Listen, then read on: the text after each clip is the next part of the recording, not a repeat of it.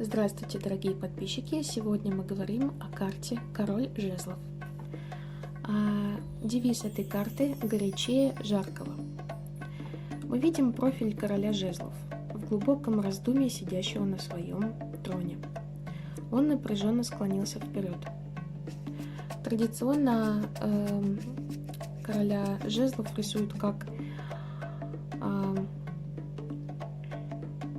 мужчину, который будто готов в любой момент вскочить. Его ноги широко расставлены, его корона – венок золотых листьев, под его красной туникой и накидкой с капюшоном кольчуга. Маленькая саламандра, существо стихии огня, мечется по подножию его трона.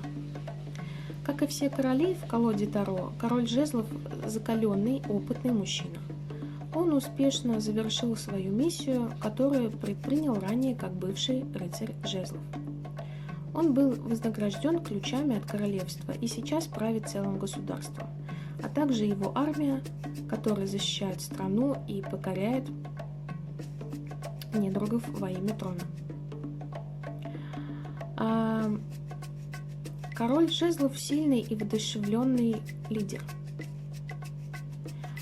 Он никогда не знает покоя, являясь неутомимым и страстным защитником гонимых и угнетенных.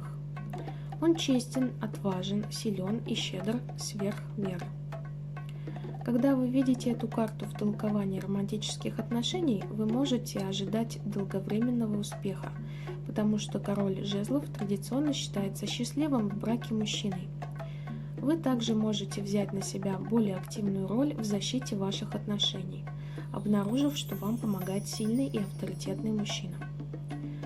С точки зрения стихий, все 4 короля Таро – воздушные интеллектуалы. Они сочетают стихию воздуха с соответствующим элементом своей масти. В этом отношении король жезлов олицетворяет горячее соединение воздуха и огня. В астрологии 4 короля Таро также ассоциируются с 4 фиксированными знаками зодиака.